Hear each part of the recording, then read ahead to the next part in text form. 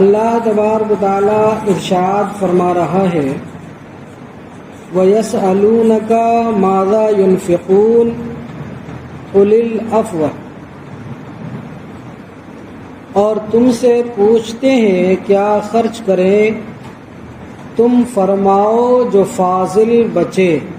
كَذَلِكَ يُبَيِّنُ اللَّهُ لَكُمُ الْآيَاتِ لَعَلَّكُمْ تَتَفَكَّرُونَ، اسی طرح اللہ تعالیٰ تم سے آیتیں بیان فرماتا ہے کہ کہیں تم دنیا فی الدنیا والآخرہ، دنیا و آخرت کے کام سوچ کر کرو۔ اللہ تبارک و تعالیٰ نے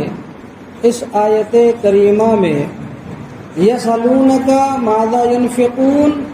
لوگ آپ سے سوال کرتے ہیں کہ کیا خرچ کریں، تو حضور سرور دو عالم صلی اللہ تعالی علیہ وسلم نے مسلمانوں کو صدقہ دینے کی رغبت دلائی، تو صحابہ کرام رضی اللہ تعالی عنہم نے عرض کی صدقہ کی مقدار ارشاد فرما دیں، یعنی حضور علیہ السلام نے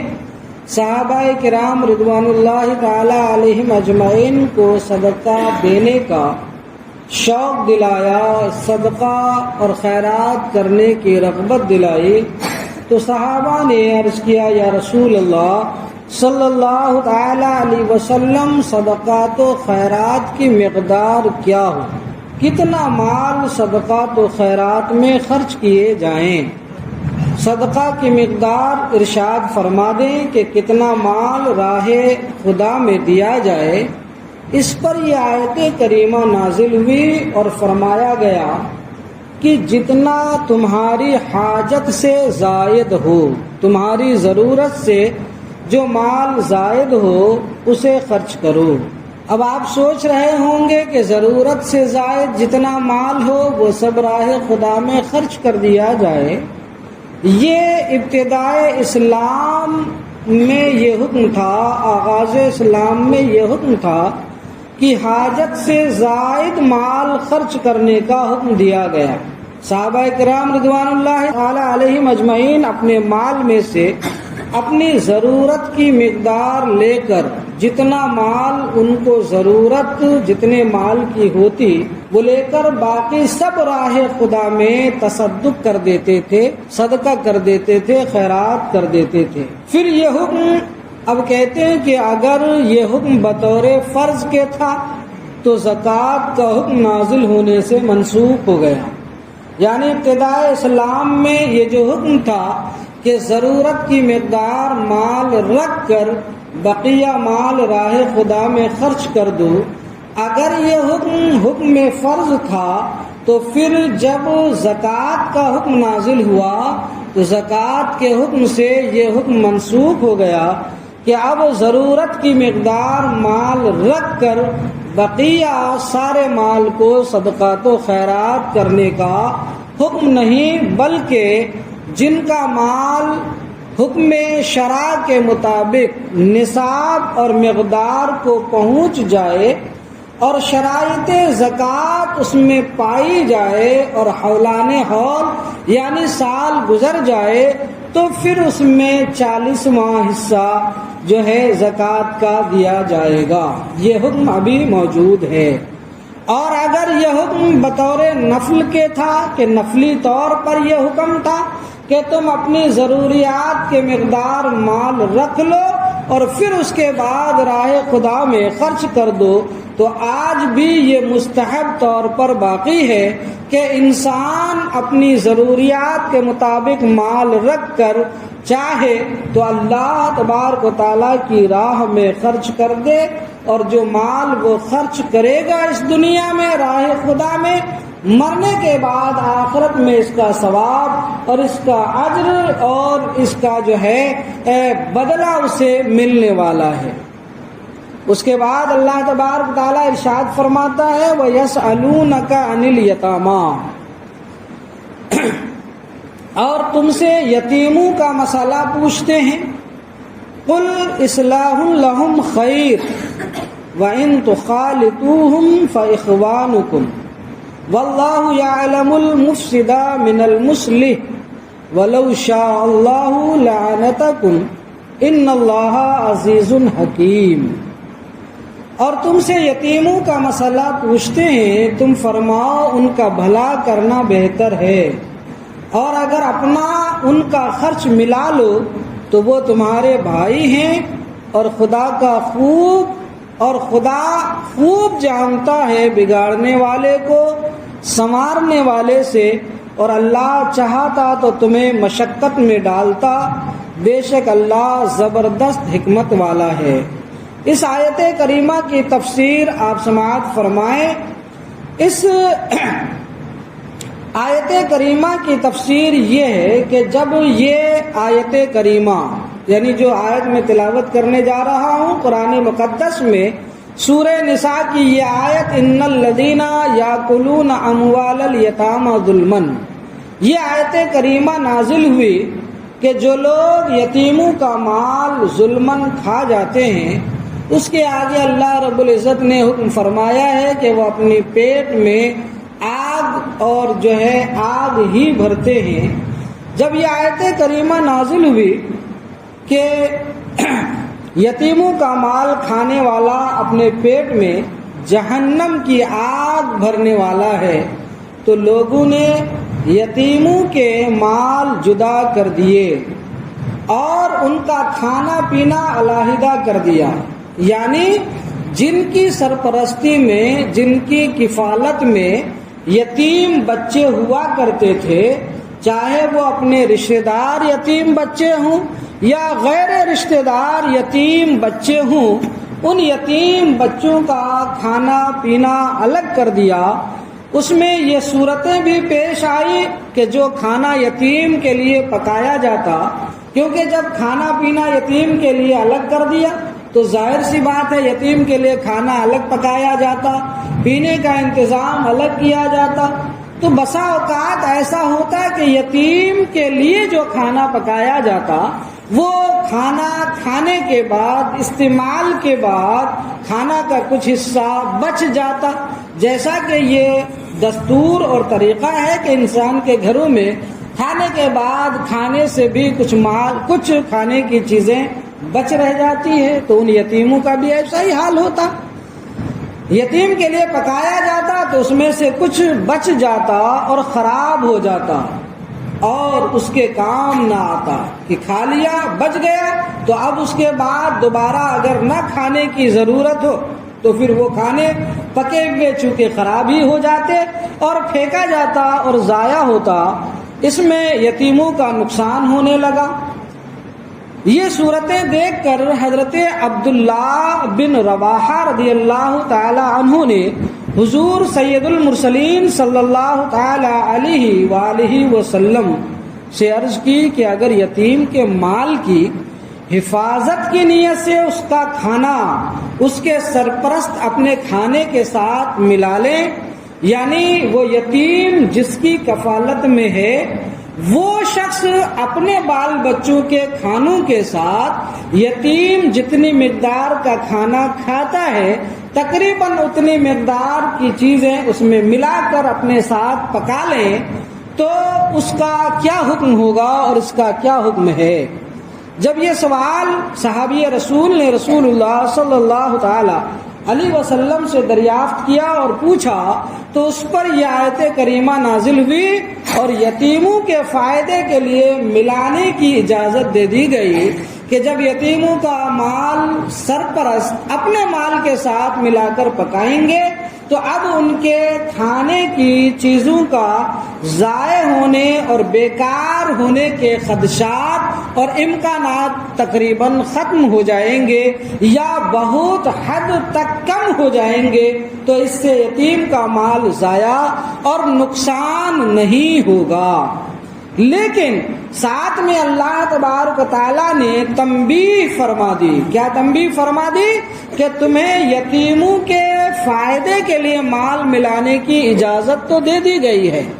لیکن کون اچھی نیت سے یتیموں کا مال ملاتا ہے اور کس کی نیت میں فساد ہے یہ اللہ تعالیٰ بہتر جانتا ہے۔ کہیں ایسا نہ ہو کہ ظاہراً تو یتیموں کا مال ملاتا ہے،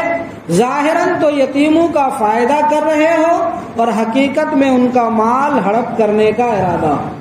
کہ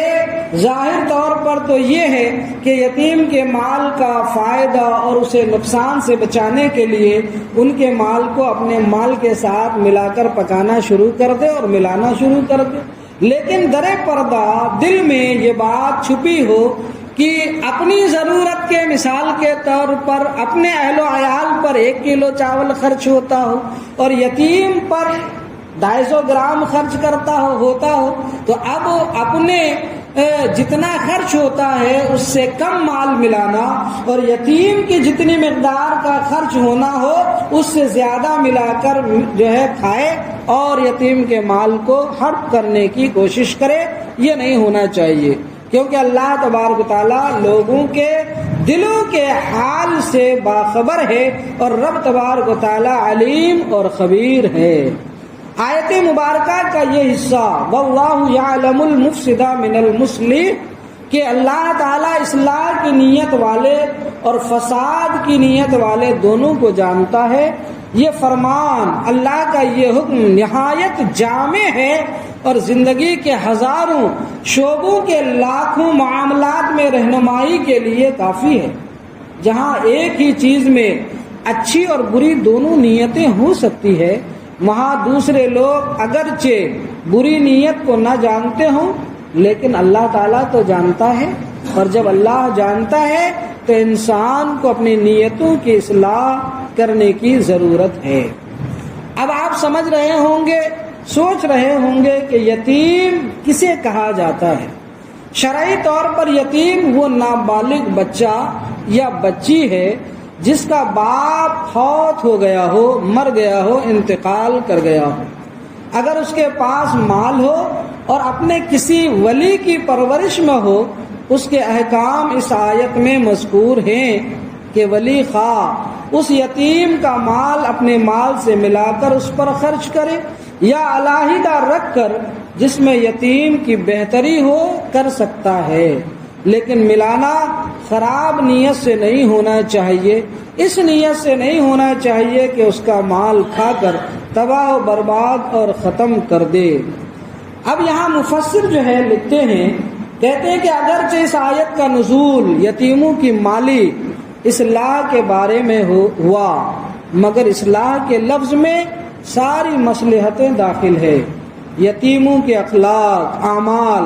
تربیت، تعلیم سب کی اصلاح کرنی چاہیے۔ یوں سمجھیں کہ یتیم ساری مسلم قوم کے لیے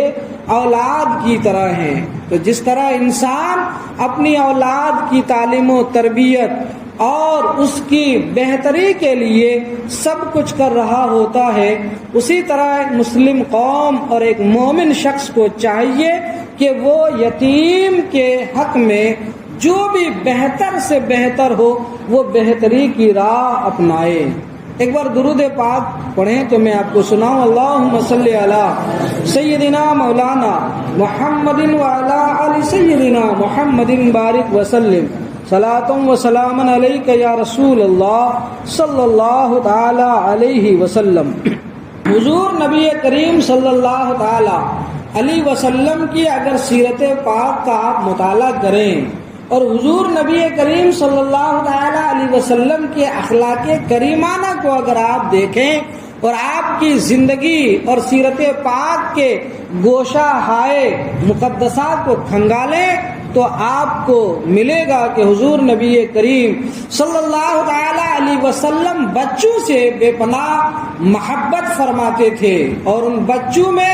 خصوصاً جو یتیم ہوا کرتا تھا ان کے ساتھ تو آپ بے پناہ محبت، شفقت، مہربانی اور رحم و کرم کا سلوک فرمایا کرتے تھے۔ حضرت انس فرماتے ہیں کہ میں نے رسول خدا صلی اللہ تعالی علیہ وسلم سے زیادہ بچوں سے محبت و شفقت کرنے والا اور کوئی انسان نہیں دیکھا، کسی کو نہیں دیکھا جتنی محبت اور شفقت میرے آقا صلی اللہ تعالی علیہ وسلم بچوں سے فرمایا کرتے تھے۔ آپ کا طریق مبارک یہ تھا، آپ کی عادت کریمانہ یہ تھی کہ آپ بچوں کے پاس سے جب گزرتے تو خود ان کو سلام کرتے۔ سبحان اللہ، بچے کھیل رہے ہوتے، باہر بچے راہوں میں ملتے تو حضور نبی کریم صلی اللہ تعالی علیہ وسلم خود ان کو سلام کرنے میں پہل فرماتے، ان کے سروں پر پیار سے ہاتھ رکھتے، ان کو محبت سے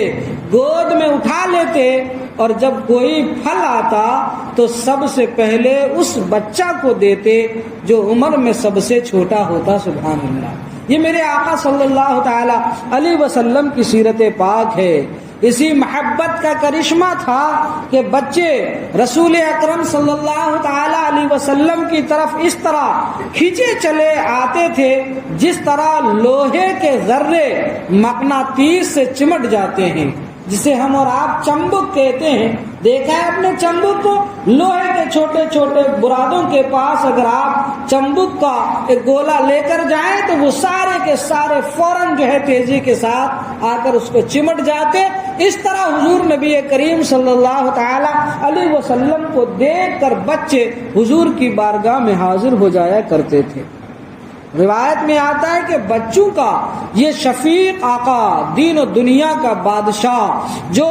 جب گلیوں میں پیدل چلتا یا کہیں سفر پر جانے لگتا یا سفر سے واپس آتا تو مٹی میں کھیلتے ہوئے بچے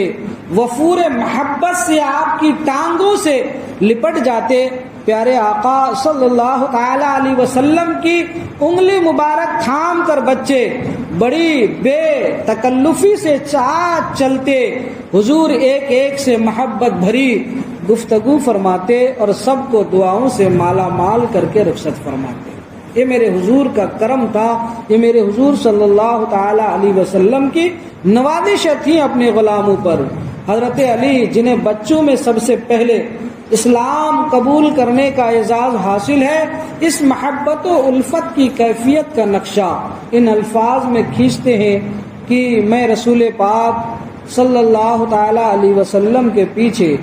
یوں رہتا تھا جس طرح اونٹنی کا بچہ اونٹنی کے پیچھے پیچھے رہتا ہے۔ اللہ اکبر، محبت کا انداز دیکھیے، اور اس سے جدا نہیں ہوتا۔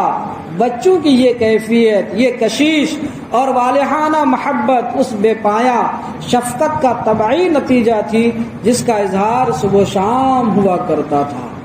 ہمارے ہادی کامل محمد عربی صلی اللہ تعالی علیہ وسلم جب ہجرت کے موقع پر، سنیے آپ ذرا دل نرم ہو جائے گا، اللہ اکبر، جب ہجرت کے موقع پر مدینے میں داخل ہوئے، میں نے یہ آپ کو سنایا بھی ہے کہ حضور مکہ المکرمہ سے جب مدینۃ المنورہ ہجرت کر کے تشریف لے کر آئے تو مدینے والوں کا اپنے آقا کریم صلی اللہ تعالی علیہ وسلم کے استقبال کا کیا انوکھا اور کیا والہانہ انداز تھا، وہ آپ نے سماعت کر ہی لیا ہے۔ لیکن ذرا موضوع سے تعلق آپ سماعت کیجئے۔ فرماتے مدینے میں داخل ہوئے تو انصار کی چھوٹی چھوٹی بچیاں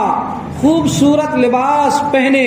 گھروں سے باہر نکل کر گیت گا رہی تھی۔ وہ گیت بھی آپ کو سنا چکا ہوں۔ آپ ان کے پاس سے گزرے تو پیمانے محبت چھلک اٹھا۔ کن کا؟ حضور کا۔ آپ نے ان سے پوچھا، اے بچیوں، کیا تم مجھ سے پیار کرتی ہو؟ سب نے ایک زبان کہا، یا رسول اللہ صلی اللہ تعالی علیہ وسلم، ہاں ہم آپ سے محبت کرتے ہیں، پیار کرتے ہیں۔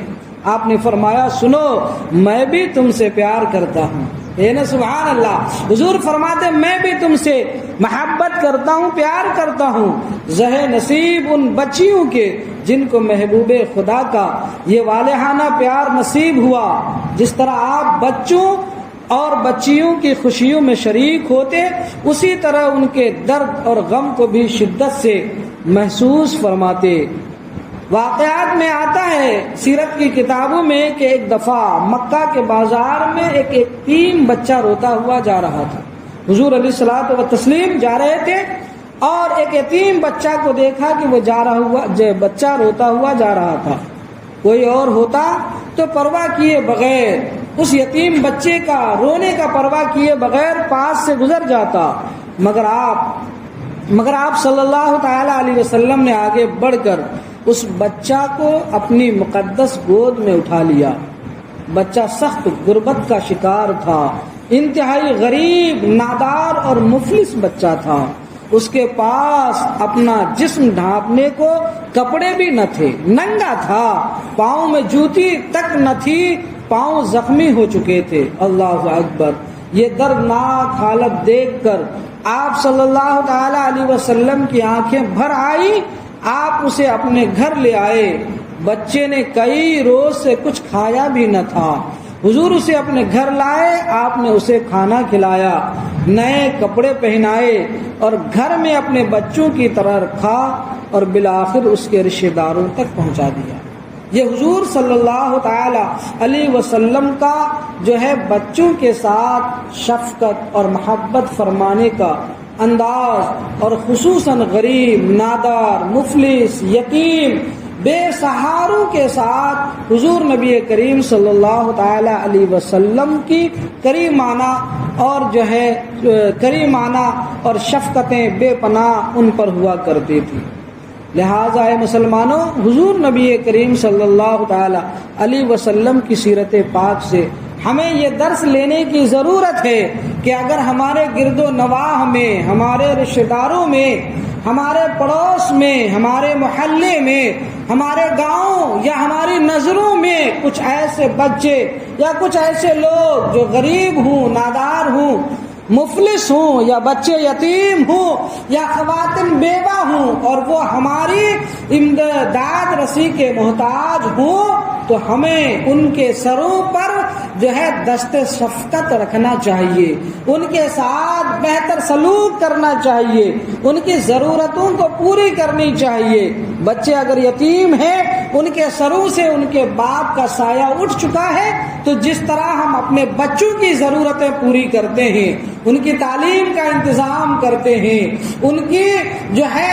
اخلاقی بیداری اور شعور ان کے اندر پیدا کرنے کا انتظام کرتے ہیں، ان کی تعلیم و تربیت کا انتظام کرتے ہیں، اسی طرح پوری قوم مسلم کے اوپر یہ لازم ہوتا ہے کہ وہ یتیم بچوں کی بھی تعلیم اور ان کی تربیت کا خیال رکھیں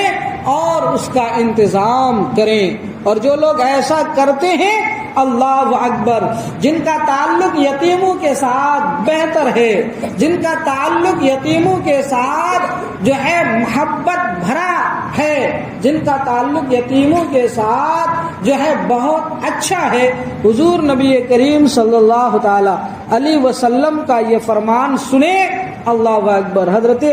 ابو امامہ رضی اللہ عنہ بیان کرتے ہیں کہ حضور نبی اکرم صلی اللہ علیہ وآلہ وسلم نے فرمایا، جس نے یتیم کے سر پر ہاتھ پھیرا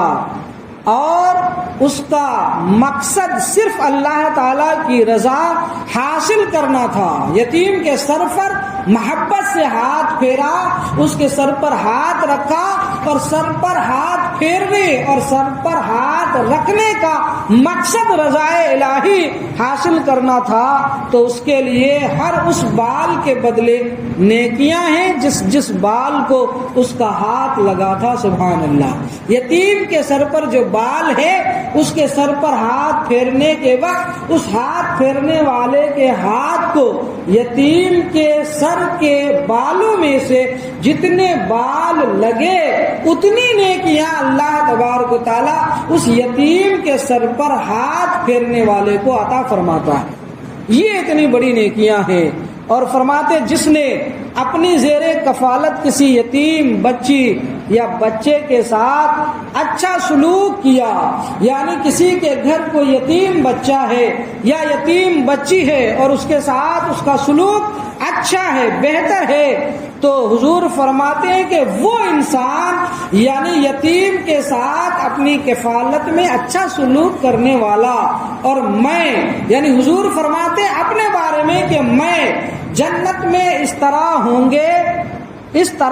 گے، اور آپ صلی اللہ تعالی علیہ وسلم نے اپنی انگلیاں ادھر دیکھیں، یہ شہادت کی انگلی اور اس کی بغل والی انگلی کا اشارہ فرما کر آپ نے فرمایا، حضور نے فرمایا کہ اپنی شہادت کی انگلی اور درمیانی انگلی میں تھوڑا سا فاصلہ رکھا اور اس طرح فرمایا کہ جنت میں وہ شخص اور میں اس طرح رہوں گا. سبحان اللہ. یعنی شفقت، یعنی یتیم بچہ یا یتیم بچی کے ساتھ شفقت کرنے والے کو حضور علیہ الصلوۃ والتسلیم اتنی بڑی خوشخبری اور اتنا بڑا مقام اور اتنا بڑا مژدہ اور اتنا بڑا پیغام مسرت عطا فرماتے ہیں کہ وہ بندہ اس یتیم بچہ یا بچی کے ساتھ بہتر شفقت کرنے کی وجہ سے اللہ رب العزت اسے یہ مقام عطا فرماتا کہ جنت میں وہ میرے ساتھ میں ہوگا اور میرے ساتھ میں اس کا قرب بے پناہ اور بہت زیادہ ہوگا. لہذا ہمیں یتیم بچے اور بچیوں کے ساتھ بہتر سلوک کرنا چاہیے. ایک قصہ میں آپ کو سناؤں. ایک بار درود پاک پڑھیں. اللہم صلی علی سیدنا مولانا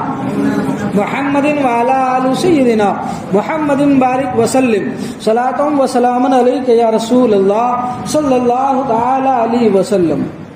ایک بزرگ کا بیان ہے کہ میں پہلے بڑا گنہگار تھا. ایک دن کسی یتیم کو دیکھا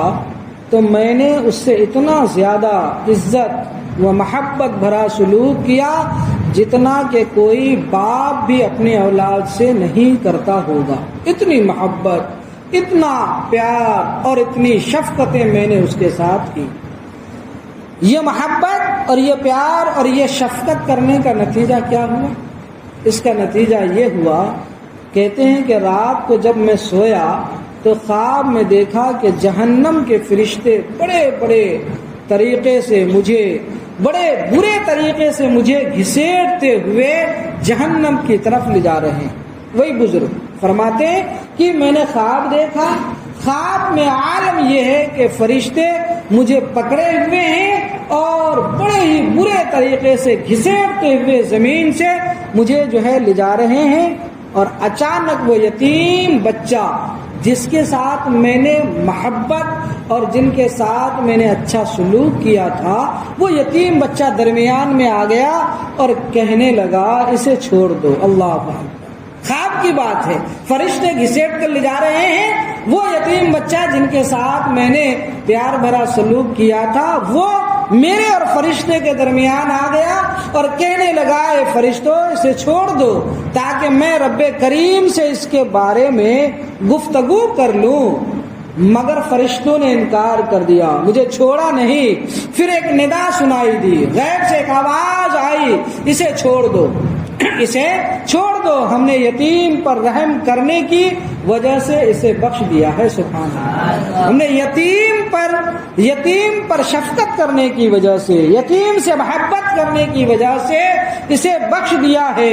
خواب ختم ہوتی ہی میری آنکھیں کھل گئی. وہ بزرگ فرماتے یہ تو سپنے کی بات تھی، یہ حالات میں سپنا ختم ہوا، میری آنکھ کھل گئی.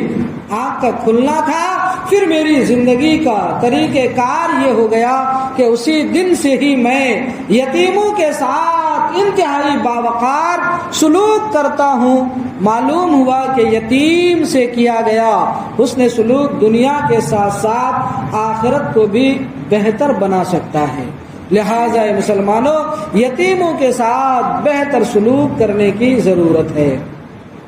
اس میں کوئی شک نہیں. حالات آپ دیکھ لیجئے اپنے گرد و نواح کی، اور خصوصاً اس مہنگائی کے دور میں اللہ اکبر، بچوں کے جن کے سر پر باپ کا سایہ ہوتا ہے، سمجھو ساری دنیا کی خوشیاں اس کے دامن میں ہے، اس کی مٹھی میں ہے. باپ اپنے بچوں کی ہر طریقے کی فرمائشیں پوری کرنے کی تگ و دو اور ان کی خواہشات پوری کرنے کے لیے محنت مشقتیں جھیلتا ہے اور خوشی خوشی ان کی ساری فرمائشیں پوری کرتا ہے. لیکن آپ دیکھیے ذرا کہ اپنے بچوں کے لیے آپ دیکھیے کہ جن کا باپ جب تک سلامت رہتا ہے وہ اپنے بچوں کے لیے مضبوط محافظ، بہترین نگراں، شفیق استاذ اور ایک سایہ دار درخت ثابت ہوتا ہے. کیوں؟ اس لیے کہ اسے دنیا کی تمام پریشانیوں سے، مشقتوں سے، دقتوں سے اور تمام مصیبتوں سے اسے بچاتا ہے اور اس کی ساری خواہشات کو پوری کرتا ہے. باپ خود گرمی کی تپش میں جلتا ہے، بارش کے جو ہے بارشوں میں، سردیوں میں، موسم کے ہر طریقے کی جو ہے آزمائشوں کو جھیلتا ہے اور محنتیں کر کے، بھاگ دوڑ کر کے، تگ و دو کر کے، بڑی مشقتیں جھیل کر روپے پیسے کماتا ہے اور کما کر اپنے بچوں کی، اپنی اولادوں کی، اپنی بیوی کی خواہشات کو پوری کرتا ہے اور ہر ممکن کوشش کرتا ہے کہ اسے دنیا کی ہر طرح کی آسائش اور آرام اور ہر طرح کی نعمتیں مہیا کرائی جائے۔ لیکن دوستو، جیسے ہی دنیا سے باپ کا سایہ سر سے رخصت ہوتا ہے تو سمجھو بچوں کے سر سے گویا سائبان ہی لپیٹ دیا جاتا ہے، اس کے سر سے گویا چھت ہی لوٹ لی جاتی ہے اور وہ بے سایہ، بے چھت ہو کر رہ جاتا۔ جیسے ہی دنیا سے رخصت ہوا تو بچوں کے سر سے گویا سائبان ہی لپیٹ دیا جاتا ہے، بظاہر پورا گھر بے سہارا ہو جاتا ہے اور ایسے میں بعض اپنے بھی پرائے ہونے لگتے ہیں۔ یہ دنیا کا دستور ہے۔ آپ کے جیب میں پیسے ہیں، مال ہے، دولت ہے۔ حضور شیخ سعدی شیرازی رحمت اللہ تعالی علیہ فرماتے ہیں، اگر آپ کے پاس جاہ و حشمت ہے، جاہ و جلال ہے، عہدے ہیں، مال و دولت ہے اور آپ کے پاس دنیاوی نعمتوں کی ریل پیل اور فراوانیاں ہیں تو لوگ سلام کرتے ہوئے آپ کو اپنا ہاتھ سینے پر رکھتے ہیں۔ مطلب یہ کہ سلام کرنے کا انداز یہ ہوتا ہے کہ وہ آپ کو جھک کر سلام کرتا ہے، السلام علیکم، انداز ہی بدل جاتا۔ لیکن انسان کے پاس دنیاوی عہدے نہ ہو، جاہ و حشمت نہ ہو، مال و دولت نہ ہو، اسے مفلسی نے گھیر رکھا ہو، غریب ہو، نادار ہو، لاچار ہو اور دنیا کی جو ہے نعمتوں کی فراوانی اور جو ہے کشائش ان کے پاس جو ہے کشادگی رزق نہ ہو تو پھر لوگوں کا عالم اور لوگوں کا حال یہ ہوتا ہے کہ پھر انسان ایسے مفلوق الحال غریب نادار شخص کے سر پر پاؤں رکھ کر چلتا ہے اور چلنے کی کوشش کرتا ہے۔